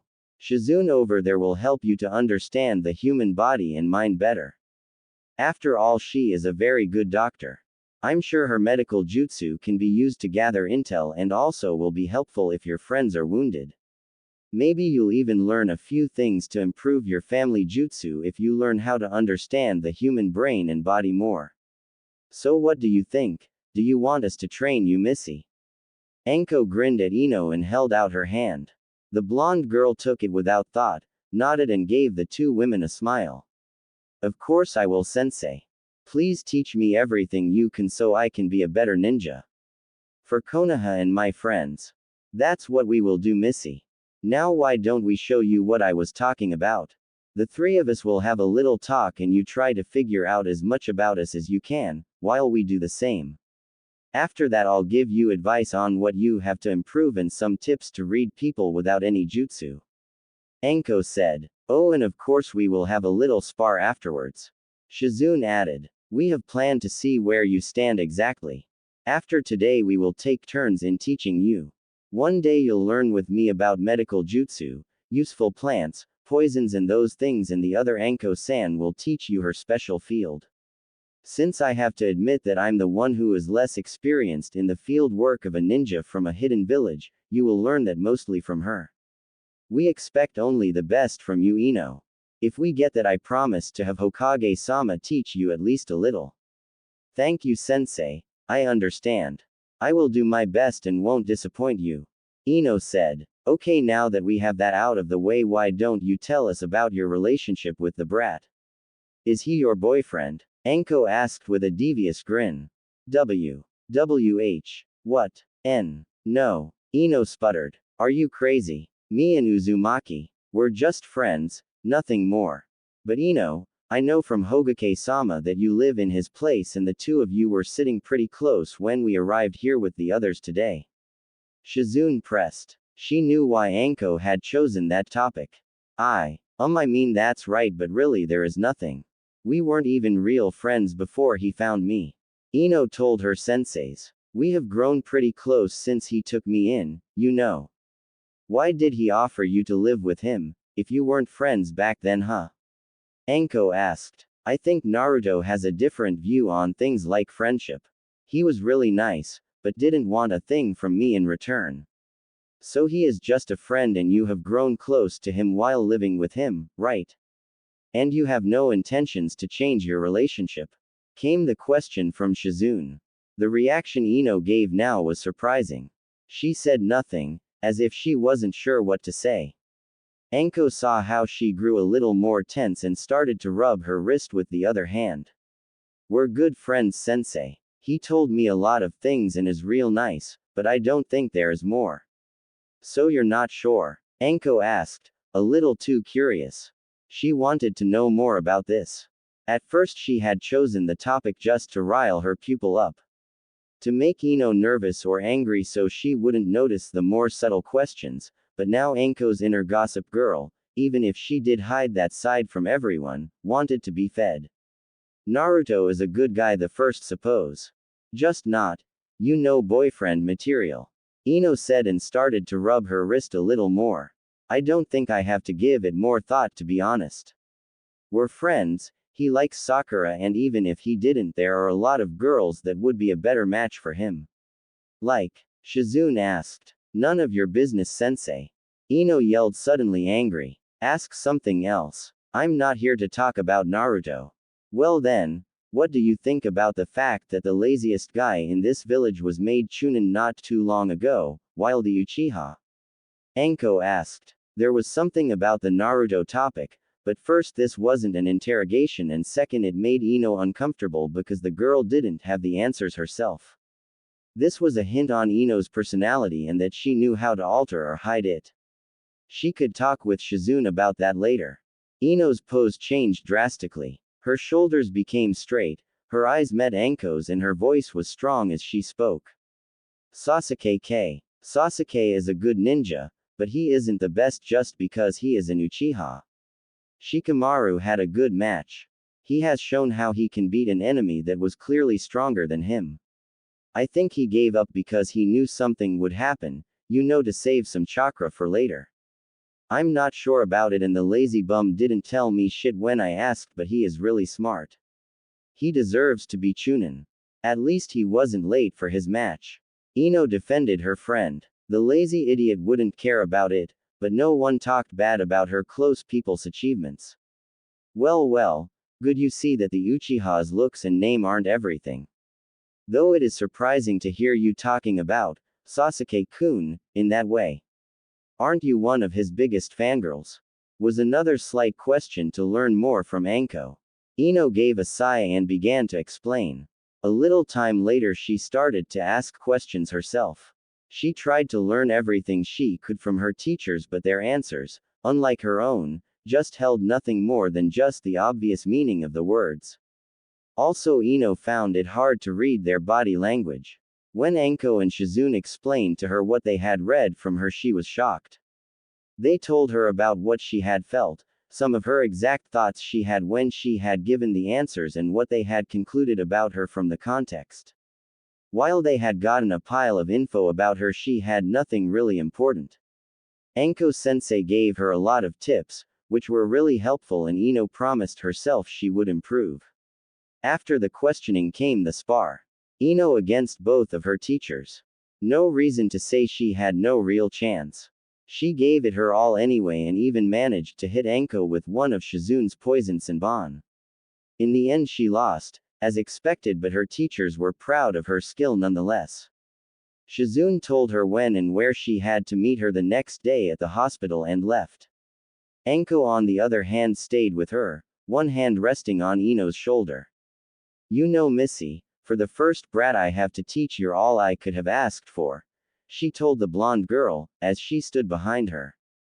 Thank you sensei. Ino replied. Still I think you shouldn't act so much. Don't be surprised. I know a mask if I see it. You're unsure as hell about yourself. You're afraid what you are isn't enough. I know your behavior, because I acted like you when I learned under one of my teachers and when I came back to Konoha. You do. Yes. Now please do us all and yourself a favor. Be yourself, no matter what others think. Your lazy friend, the chubby one and even the blonde annoying brat are all different from what is expected, but they are what they are. Anko told her. Save the mind games for your enemies Ino, not your friends. It's bad for you if you don't trust anybody to like you how you are. But, Ino started. This woman had figured her out. Ino was shocked and felt good about it at the same time. Her sensei was someone who seemed to understand in a way nobody could. Not Asuma, Shikamaru, her dad or Naruto. No buts. Be yourself Missy. Do not care about what others think. Do what you want and what you think is the right thing. Not what others tell you is. The ones who like you anyway won't mind. Trust me. Anko sensei's lecture came to an end. Ino looked at the strange women before her. She was nothing like people expect a teacher to be, but still she had proven she was a good one. Ino wanted to be like her, to be able to be how she wanted to be and still able to prove her worth. You're right sensei. Thanks for your advice. Anytime girly. Now come, I'll show you the wonderful gift that is called dango. My treat. Just this once. And with that Ino followed her sensei to a dango shop, where the two of them sat, ate mostly Anko and talked about ways to get information. This time just the theory without any practical example. The blonde girl enjoyed it immensely, because Anko sensei was more of a big sister than a teacher. Ino had always wanted a sister. She and her mom, while they were close, had way too different interests in life. They could agree on flowers and a few other things, but her mom never wanted to see things Ino's way. Anko sensei did. She didn't agree to everything, but if that was the case, she tried to show Ino why she thought differently. The thing about it was that she took Ino seriously. Really seriously. There was no talking from Anko that implied she was above Ino. She didn't show anyone that she was better than Ino by talking down to her, but took her seriously, and if the blonde girl needed to be put in her place, Anko just did it and proved her wrong.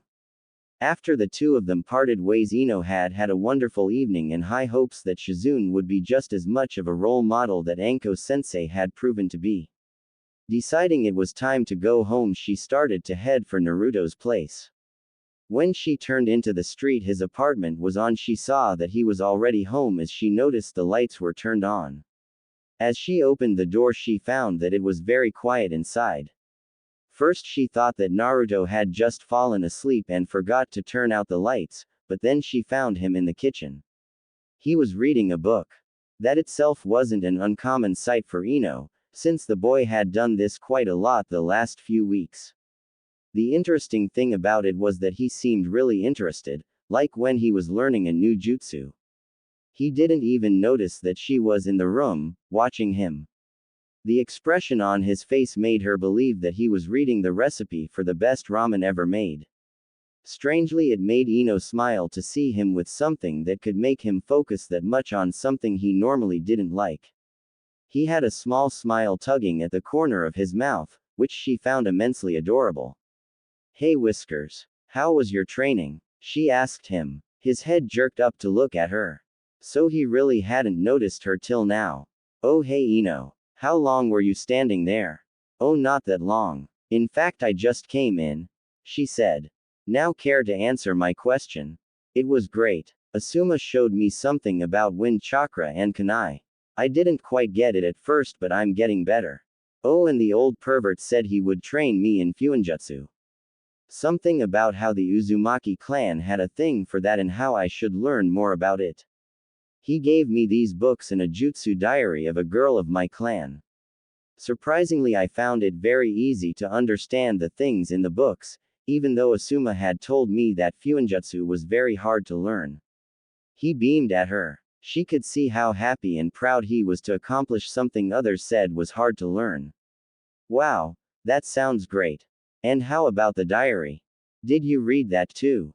she asked him. "Well, at first I didn't want to, but Ero Senin said it would be okay since the girl would probably approve if she knew who was reading the book. Apparently I and the girl had a lot in common. The diary goes on about the girl's work with fuinjutsu from the age of 15 to 20, and it has a lot of useful advice till now. I think she wrote it in case she had kids so that they could learn easier or something, because the first pages were addressed to her son. So Jiraiya-sama gave it to you to help you?" "Yes. This girl, Kushina was her name, really had a few cool tricks. I definitely have to learn them. The only strange thing was that Ero Senin said I should tell him if I figured out why he gave the book to me. I mean, isn't it obvious?" He wanted me to learn fuinjutsu. Ino smiled at him. She knew there had to be more behind this, but for now she didn't want to ruin Naruto's mood. Jiraiya had another reason for giving Naruto that book and telling him about his clan, but she was sure he would tell Naruto as soon as the right time came. She may not understand it all, but the Sannin must have had his reasons. Who was she to ask for those? "So Ino, how was your day? Are you happy with your teachers?" Naruto asked as he put a piece of paper between the pages of the diary and waited for her to tell about her day. "Well, you see, at first Ino began. It would take a long time till the both of them got into their beds tonight, as both wanted to tell the other how their day went. In the end, they were happy they had someone to speak with and to listen to. Each of them fell asleep with a smile on their face. Ino collapsed on her knees. Her breathing was heavy and all of her body ached. She tried to get up and search cover behind a tree, but it was already too late. 3 kunai hit the ground right next to the exhausted girl. Her enemy had caught up to her and now she had to fight. A figure appeared out of the tree and directed a kick right at Ino's face only to stop inches before it. And again you're dead. I expect more from you, Missy. Anko-sensei scolded. Her face was grim and her eyes showed no mercy. Really girl, you can do way better and I only expect to get your best. Now get up and start running your laps. Ino did as Anko said, but after a few seconds of running she fell to her knees again and didn't move any further. A moment later Anko was beside her, yelling how the blonde girl should get up again. At first Ino tried, but then she gave in to the pain of her body. I can't, was all Ino said. She was at her limit, or at least that's what she thought. It was hard enough to breath, running was out of question right now. Sadly her sensei thought differently about that. You can and you will, Missy. There is no place for slacking of when you are on a mission. That means as long as you train with me there won't be any slacking either. The blonde girl mumbled something, hoping that Anko-sensei wouldn't catch on what she said, but since her sensei was a skilled ninja she did hear it. Ino knew it because of the look she received from Anko. It hurt her more than all the cuts and bruises over her body because it was disappointment. Her sensei was disappointed with her, even thought Ino had given her best. So you say that's your limit? You want just a little break, yes? The purple-haired woman asked her pupil. Very well. Then you'll get a task that isn't as hard as what we've done before, even though I know you could go on. She took a scroll from her coat and tossed it before Ino. The girl picked the scroll up, cast a questioning look to her sensei and then to the scroll. Anko told her to open the scroll and so Ino did as she was told. Inside a mission description about an observation mission. It wasn't official, Ino could tell, because Asuma had once given a similar scroll to her old team. Those were given to young ninjas as a way to get them used to reading official mission scroll without any fault. They all contained a few D-rank missions, because those were perfect to train a young team before they got into the real world of being a ninja. Also it saved the sensei a lot of time. He or she just had to give the genins the scroll and didn't have to waste all the time explaining how many D ranks the team had to do and what they consisted of. This one, however, was custom made by her current sensei. Ino read what Anko sensei wanted her to do. She had to observe a special target for a few hours without getting caught by its two guards. The reason for this mission was obvious, since it would train Ino's stealth skills and at the same time would give her the chance to take a little break. It would still be hard to accomplish the mission because of the guards, but it was more of a task for her mind than for her body. You have as much time as described in the scroll to get as much information about the target as you can. I'll find you after your time is up. If what you found out is good enough to please me, I'll give you a last task and we call it a day. If you can't answer my questions at that point, we will train till you really can't move anymore. And now go. Ino got up and headed to the area where the scroll said that her target would stay. She didn't see the smirk that suddenly appeared on Anko's face, and neither did she notice the small snake that followed her. At first it was hard for her to walk because of her aching muscles, but after a few minutes of walking she felt like she could use a faster pace. Soon she was jumping through the trees again, her pain and exhaustion washed away by the excitement of her mission. She had to avoid getting caught by two Junin guards, maybe even more skilled. If she succeeded she could make up for disappointing Anko. After all, the woman was something like her new role model, though the rumors about her sensei were quite naughty to describe. Not that she believed what people told her, but for now she would try to become a ninja like Anko sensei, and if the woman gave her a few other tips about her social life she wouldn't refuse them, although she wouldn't copy Anko. It was never useful to copy people no matter what, and Ino already had a small reputation herself, false as it was. Soon she reached the place where her target was training. Hiding in the trees, Ino started to observe. She didn't know exactly why she had to watch Naruto train, besides working on her stealth skills, but what she saw now was an impressive view. Before her eyes were around 50 Narutos, all gathered in different groups. Of course those were clones. A few doing chakra exercises, other practicing jutsu, some were meditating while the rest was dispelling genjutsu of some kind. Only one of them, the one Ino thought of as the original, was doing taijutsu with Asuma-sensei and Jiraiya-sama. He had cuts and bruises all over him, his shirt was torn at several places and his jacket lay discarded on the ground. The blonde girl saw her roommate attack the two teachers again and again, only to fail at landing a strike on them. She heard Asuma berating him about his faulty technique and how to do it right. She saw his frustration in his face and the way his body moved, but she never saw Naruto giving up. And he was doing good at taijutsu if you compared that to the skills his clones showed in dispelling genjutsu. Maybe Anko-sensei really wasn't demanding too much from her. Ino thought about how she would do if she had to take Naruto's exercise for a few minutes. Training with only 2 clones would leave her without any chakra left to fight, let alone doing the exercises Naruto was undergoing right now.